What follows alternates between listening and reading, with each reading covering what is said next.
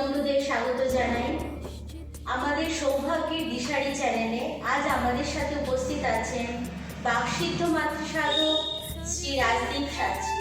নমস্কার শাস্ত্রীজি। নমস্কার, আমার সকল দর্শক বন্ধুদের প্রণাম জানাই এবং আমার আরাধ্য দেবী তারা আমাকে প্রণাম জানিয়ে আজকের অনুষ্ঠান শুরু করছি। ওম কালী কালী মহাকালী কালীকে পাপহারিণী সর্বানন্দ রাখে দেবী মহাকালী নমস্তুতে কামাখ্যা বরদে দেবী নীলকণ্ঠ বাসিনী তাং দেবী জনিমূর্তে নমস্তুতে তারাই বিদ্ময়ে মহা উগ্রাময় ধীমহি তন্নে তারে প্রচোদয়াৎ। জয় মা, সকলের মঙ্গল হোক। শাস্ত্রীজি, আজ আমরা আপনার সাথে কিছু নতুন বিষয়বস্তু নিয়ে আলোচনা করব। আমাদের এই আলোচনা আশা করি দর্শক বন্ধুদের উপকৃত হবে।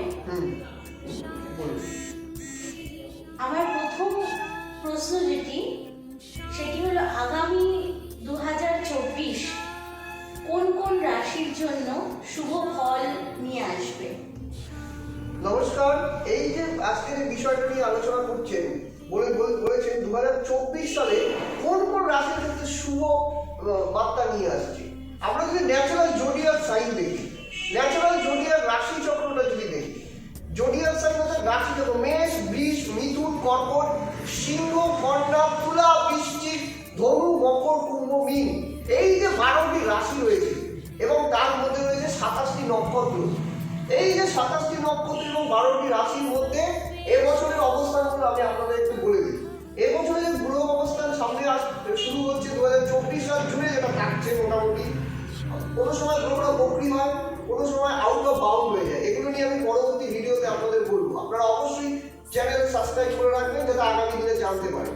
আজকে আমি বলবো যে কি করে একটা প্ল্যানেট, একটা গ্রহগত অবস্থান আপনার জীবনে দিশা নির্দেশন করতে পারে, অর্থাৎ আগামী 2024 আপনার ভালো যেতে পারে। এই রাশি এবার মীন রাশির ঘরে অবস্থান করবে কে?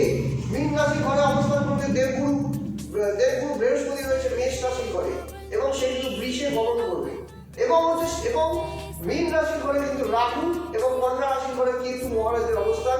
শনি কিন্তু বসে আছে কুম্ভ রাশি নিজের ঘরে এবং শনি আস্তে আস্তে শতভিষা নক্ষত্রের থেকে পূর্ব ভাদ্রপদ নক্ষত্রের দিকে ট্রানজিট করবে।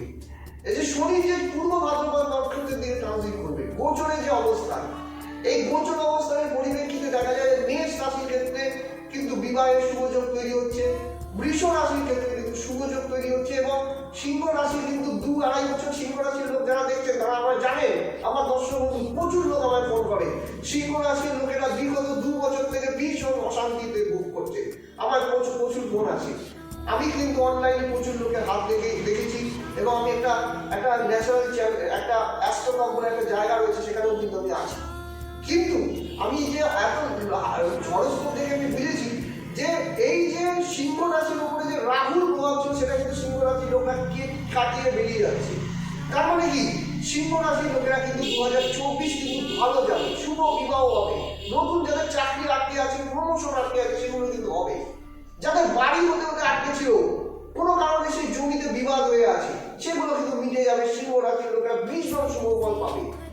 কিন্তু যদি দশা খারাপ হতে সেটা কিন্তু একটু রেমেডি প্রতিকার করে দেবে, তাহলে কিন্তু ভালো থাকবে। এবং এছাড়া যে রাশিগুলোর ক্ষেত্রে এবছর ভালো হবে সেই রাশিগুলো সম্বন্ধে বৃশ্চিক রাশির ক্ষেত্রে বিবাহের শুভযোগ তৈরি হচ্ছে, ধনু রাশির ক্ষেত্রে বিবাহের শুভযোগ তৈরি হচ্ছে। এই যে রাশিগুলোর মধ্যে যে বিবাহের শুভযোগ এবং শুভ যে ঘটনাগুলো ঘটছে, এছাড়া অশুভ কাদের চলবে।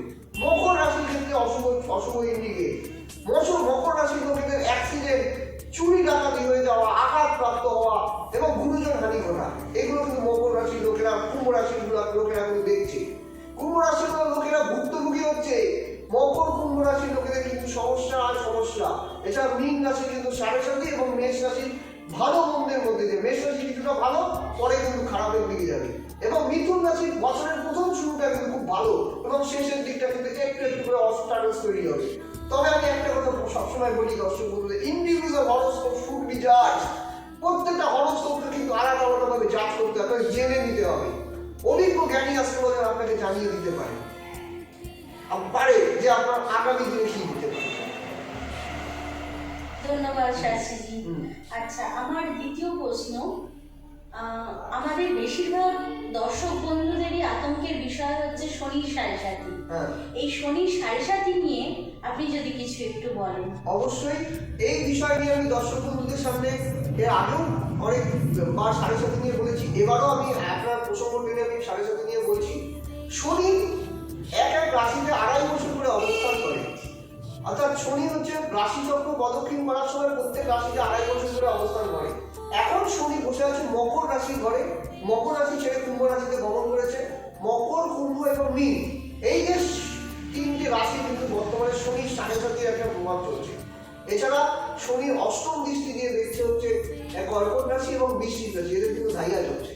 তো এই যে 3টি রাশির ক্ষেত্রে যে শনি সাড়ে সাথী নিয়ে দর্শক বন্ধুদের আতঙ্কের শেষ নেই। যে শনির সাড়ে সাথী মানেই মনে হয় বিরাট ক্ষতি। হ্যাঁ, অবশ্যই হয়। সাড়ে সাথীর সময় চাকরি চলে যায়, সাড়ে সাথীর সময় ভূমিজনানি ঘটে, সাড়ে সাথীর সময় নানা রকম অশান্তি ঘটে, শারীরিক নানা রকম সমস্যা ঘটে, বিভিন্ন দুরারোগ্য ব্যাধি কিন্তু সাড়ে সাথীর সময় লোকের ঘটে থাকে। এবং সেখানে যদি শনি মঙ্গলের যোগ যদি ঘটে থাকে, অ্যাক্সিডেন্টাল দুর্ঘটনার যোগ, শনি মঙ্গলের বিষ যোগ কিন্তু অ্যাক্সিডেন্ট দুর্ঘটনা কিন্তু আপনার জীবনে ঘটে আসতে পারে। এই যে রাশি চক্র, এই যে নক্ষত্রের ট্রানজিট, এই যে গোচর, এগুলোই কিন্তু একটা মানুষের জীবনে কিন্তু সঠিক দশা এবং দিশাকে ইন্ডিকেট করে। এগুলো কিন্তু আপনার জেনে নেবে। অভিজ্ঞ জ্ঞানী আছে, জ্যোতিষী আপনাকে জানিয়ে দিতে পারে আপনার জীবনে কি কি শুভ এবং অশুভ জিনিস ঘটতে পারে। এটা কিন্তু বিষয়। এবং সাড়ে সাথীর সঠিক রেমেডি, সাড়ে সাথীর সঠিক প্রতিকার, সাড়ে সাথীর সঠিক প্রতিবিধান আপনার জীবনে কিন্তু সঠিক একটা দিগন্ত উন্মোচন করতে পারে। আপনি কিন্তু বেঁচে যাবেন সাড়ে সাথীর প্রতিকার করে নিয়ে। সাড়ে সাথীর প্রতিকার করবে, দক্ষিণাকালী পায়ে পুজো করবেন। সাড়ে সাথীর সময় বিভিন্ন বিষয় আছে, সেগুলো জেনে নেবেন কোন সময়টা আপনার ভাইটাল। সাড়ে সাথী তো 7 বছর, 7.5 বছর, তার মধ্যে কোন সময়টা আপনার জন্য খারাপ ইন্ডিকেট করছে সেটা কিন্তু আপনি জেনে নেবেন। একজন অভিজ্ঞ জ্ঞানী জ্যোতিষী আপনাকে জানিয়ে দেবে, যার দিশা নির্দেশনায় আপনি চলবেন এবং সেখান থেকে কিন্তু আপনি বেরিয়ে আসতে পারবেন। এবং তার জন্য কিন্তু আমি সর্বদা আপনাদের জন্য আছি। এবং অমৃতে অনেক জ্যোতিষের কাছে গেছেন, যে জ্যোতিষের কাছে বিরাট একটা ফিস দিয়ে আপনি যাচ্ছেন, কিন্তু আপনাকে সময় কম দিচ্ছে। কিন্তু আমি কিন্তু সবসময় আপনাদের জন্য থাকি এবং উপস্থিত থাকি। আমি কিন্তু সবসময় আপনাদের জন্য কিন্তু সময় দিয়ে দেবো। এই জিনিসটা কিন্তু মাথায় রাখবেন, যে আপনাকে অনেকে দেখছেন যে যাচ্ছেন, কিন্তু আপনি মনের কথা খুলে বলতে পারছেন না। আপনাকে কিন্তু চেম্বার থেকে তাড়িয়ে দিচ্ছে কোনো না কোনোভাবে, বুঝতে পারছেন যে আপনার কথাই শুনলো না। সেটা কিন্তু না, একটা অভিজ্ঞ জ্যোতিষী, জ্ঞানী জ্যোতিষী কিন্তু আপনাকে সময় নিয়ে ধৈর্য ধরে আপনার সঠিকভাবে বিচার করে দিতে পারে। সেই কাজটা কিন্তু আপনাকে দেখে নিতে হবে, ঠিক আছে? এবং এই বিষয়গুলো কিন্তু সঠিকভাবে অ্যানালাইসিস করেই কিন্তু একটা জায়গায় কিন্তু আপনি এসে যেতে পারেন। আমরা আজকের অনুষ্ঠান এখানেই শেষ করছি। নমস্কার শাস্ত্রীজি। আপনার এই মূল্যবান বক্তব্য শুনে আশা করি আমাদের বন্ধুরা সত্যি আগামী দিন উপকৃত হবেন। আর আমার সকল দর্শক বন্ধুকে জানাচ্ছি, আপনারা শাস্ত্রীজিকে পাবেন শিলিগুড়ি, জলপাইগুড়ি, কোচবিহার, কৃষ্ণনগর ও কলকাতাতে। অনলাইন কনসালটেন্সির মাধ্যমেও ওনারা আপনার সাথে যোগাযোগ করতে পারেন। নমস্কার শাস্ত্রীজি। নমস্কার।